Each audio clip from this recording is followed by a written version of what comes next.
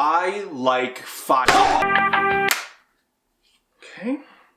Do this. I like fire. Oh, no,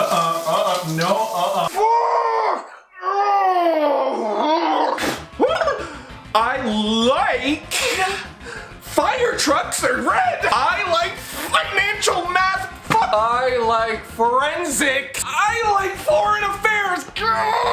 No one would dare to think to look behind the Wii U. I don't like Fire Emblem, you do! Fire Emblem is not very well liked. I used to be one of those people too, until I actually played one of the games. And from going from a complete outsider to someone feeding 3 houses for hours a day, I think I can sort of piece together why the series, not even the games, just the series, had disdain from many Nintendo fans, and why 3 Houses is exactly what the series needed. It all began in 2002 in Super Smash Bros. Melee. For many of us, Fire Emblem only really existed insofar as Marth and Roy, and if they were anything to go off of, then I thought Fire Emblem was about pretentious pretty sword boys, so pretty accurate. Marth was planned for the game proper, but then clones! And we here in North America may not even have gotten this because Fire Emblem hadn't released worldwide at this point, it was Japan only. And despite a lot of love from Japanese fans, the series wasn't crazy popular. There were murmurings that there were gonna be Japan exclusive characters for the game, but I mean, why not add them? What's the harm? Blue hair! And speaking of correlation not meaning causation. Now you've got to tell me, is this a graph depicting the amount of smartphone users in the millions over the last 2 decades, or the amount of Fire Emblem characters added to Smash? Congratulations, you got it! Brawl released, and in came a brand spankin' new character, Ike from Path of Radiance and Radiant Dawn. At this point, the games were in the West. After Melee, Roy's dad's game, a prequel to Roy's game, The Binding Blade, released here to be renamed as Fire Emblem, the series name, on Game Boy Advance. I wish Mario was this straightforward. Of course, there was a turning point for the series, from when they were at the back of the classroom getting bullied, to the valedictorian with daddy's credit card and a glow-up for the ages. And I'll remind you, I lived through this. It only really clicked when looking at how remarkably nothing the series used to be to now. How do you fight in that? This series' second win brought to you by Fire Emblem Awakening. But actually, the team was told this was going to be the last Fire Emblem game in the series. They almost got F-zeroed. So they hunkered down and put everything they could into this to try and make the series go out with a bang. The bang has lasted 10 years. This series' reinvention of gameplay and presentation is what made it accessible to handheld gamers.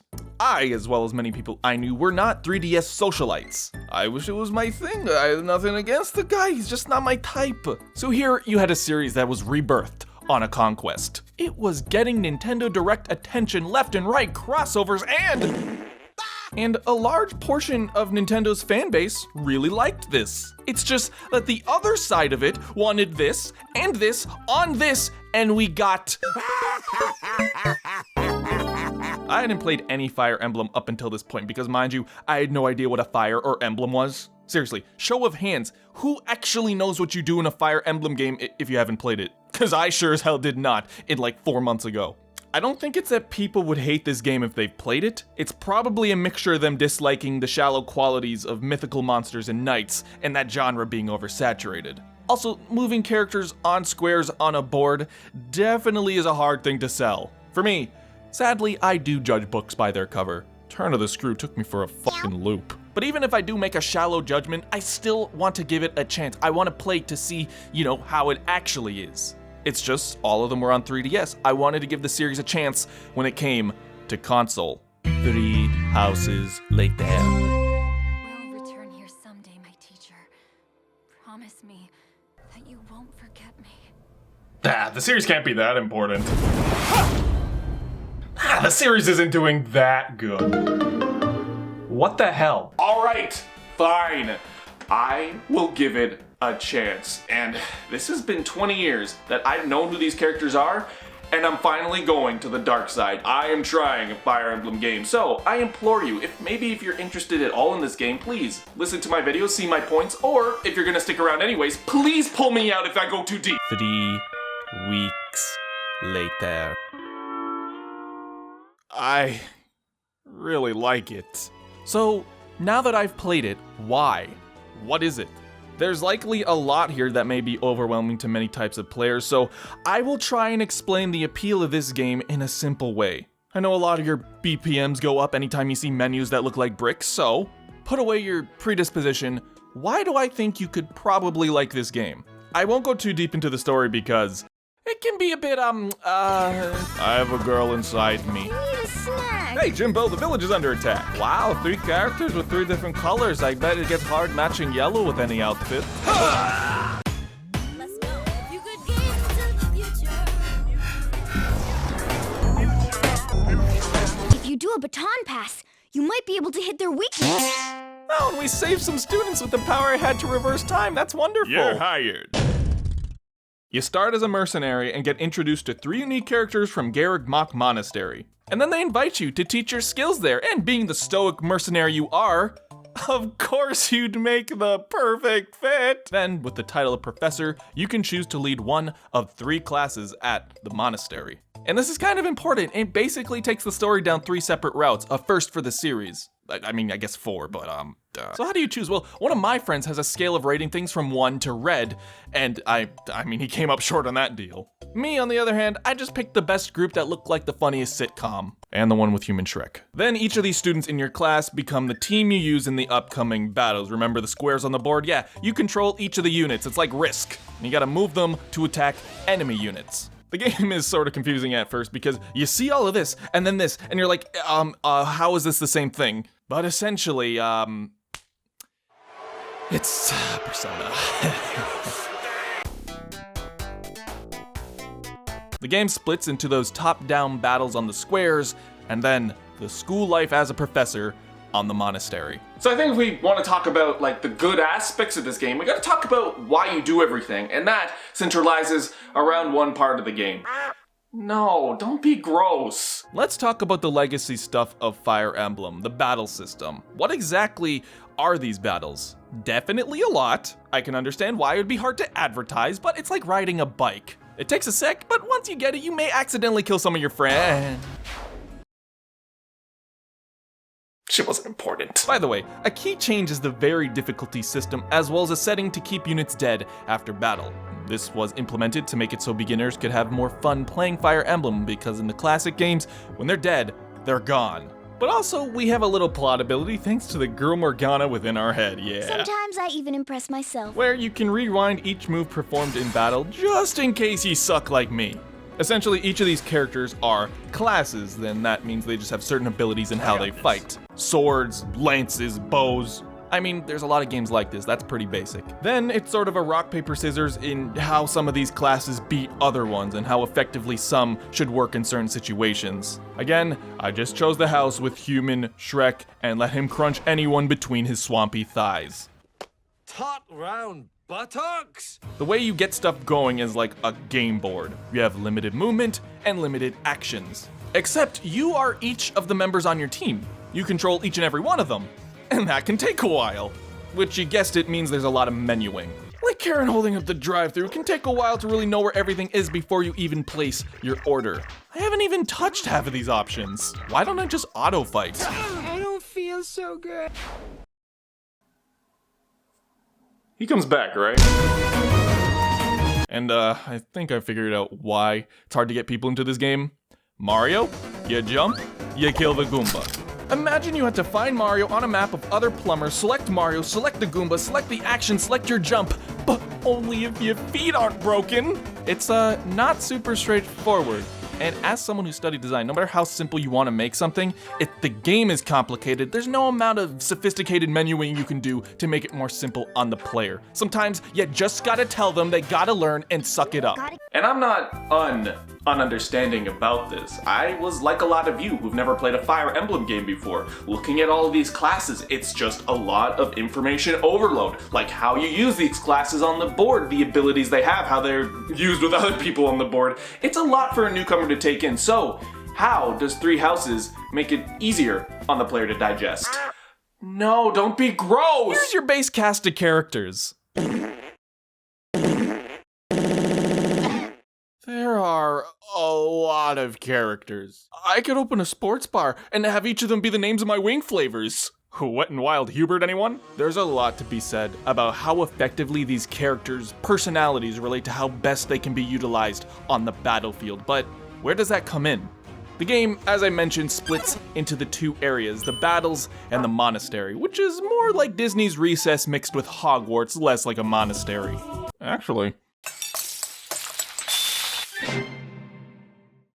I'm not sorry for this. One is where you use all your party members to fight the enemy, and the other is used to enhance your bonds with its members. The similarities are not lost on me. Three Houses implements a time spent system. What does that mean? Some games there are checkpoints within the game. You have to move to certain places to initiate those checkpoints for the story. Here, however, it's a fixed setting. If you choose to do an action, it takes up a time slot, and when all of your time slots are spent, the story progresses forward. Hey gang, how we all doing today?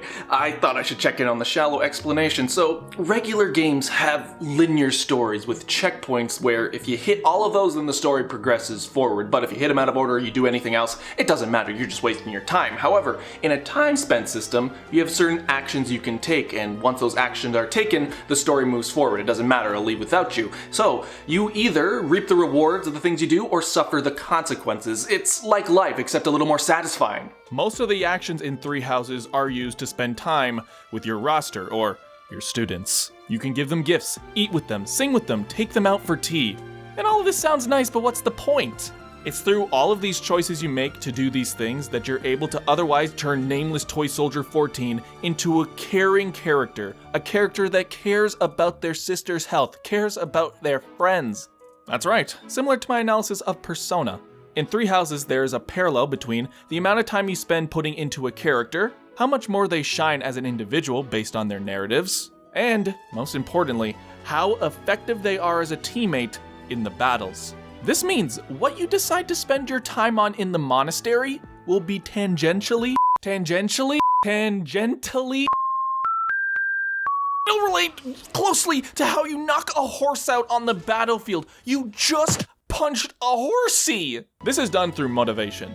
This system rewards the little 14-year-old me deviant art in the corner there, where if this meter fills up, it means you can level your characters up more. After you use all of your time up on the monastery, it goes into a classroom day, where each of these meters turn into points that you can put into any of the skills you want for each of your characters in your roster.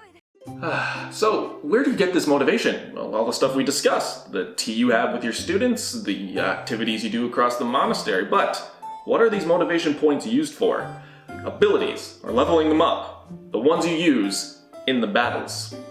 Now, if you excuse me, I have a tea date of my own. It directly correlates to your character doing better on the battlefield in ways that just does not feel like average number crunching. I actually wanted to know more about this character, I did, and now they're gonna do better because I care about them. The game rewards you for putting more time into other people. Life doesn't even do that. But there's also support ranks and conversations. These are sort of things you can unlock, a little more bonus content to let you in on what these characters are about, their backstories, and why they are the way they are. These are earned through time spent, and ultimately the currency you gain can be allowed to let you spend gifts, which can be given to them. There's also lost items you can find around the monastery, and if you're a thoughtful player, you're rewarded for finding these characters' items and giving them back to them. But you know, okay, let's not lie to ourselves here, we all did this. Yes, that is surely mine. But the support conversations do the following. 1. It allows two characters to build their personalities through conversation, allowing you to know more about them, how they react in different situations, and why they may be the way they are. Maybe even why they chose the class they're in the first place. 2. Unlocking these conversations unlock a new rank. These support ranks are directly related to abilities you can unlock in battle. When two of these characters are next to each other, they can improve attack and hit rates as well as other abilities that are kind of just more complicated that I don't want to get into. And 3, the ranking system is like, it has S rank like Sonic, and I think that's worth bringing up. But what happens at S rank? Well, you might be in for a little smooch. You gotta wait to see what happens. It's a 30, 40, 50 hour game. So the closeness you earned with these characters, or them with each other, is reflected so they're more dependent on one another in battle. I think that is a beautiful way to tie gameplay to story, especially with such a large game. Listen, you could have sold me on this game several years sooner if you just told me it was a fancier, sexier Chow Garden. I mean, you give them attention, food, you take them out for sporting events, pet it, and if you level up those stats up to S, they will do better in the battles. It's exactly the same. Exactly the same. Traditional RPGs, I always felt like it didn't matter how much time you put in, you know? I thought I hated RPGs. Turns out, I just hate Pokemon. If it was linear, then you had to do the right thing. You had to hit the right checkpoint in order for the story to progress, even with side quests. That made characters feel optional at all times. Here, however, the world is fixed and your time is valuable, where instead, you have many choices and you must choose what matters to you most, which basically means whatever you do put your time into will matter to you and it will be of value, and that will show in the battles as well. It's not that putting time into the game rewards you with experience points or currency, but instead, you're willing to invest into a more fulfilling experience. The more you do, the more you're gonna get out of this. I'm very happy because after 15 years, from knowing what Fire Emblem was to now actually playing it, I can say I'm a fan of this series, something that I thought was completely alien to me when I saw it in Smash Bros. If there's any game in the series that I think is the right time to give this game a chance, it is this one. I think anybody who's even remotely interested in what Fire Emblem is about should give Three Houses a try.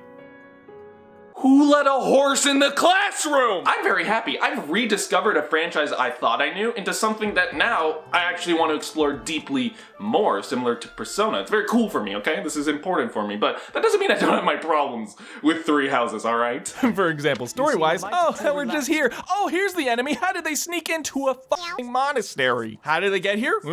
Speaking of, the cutscenes and models are just...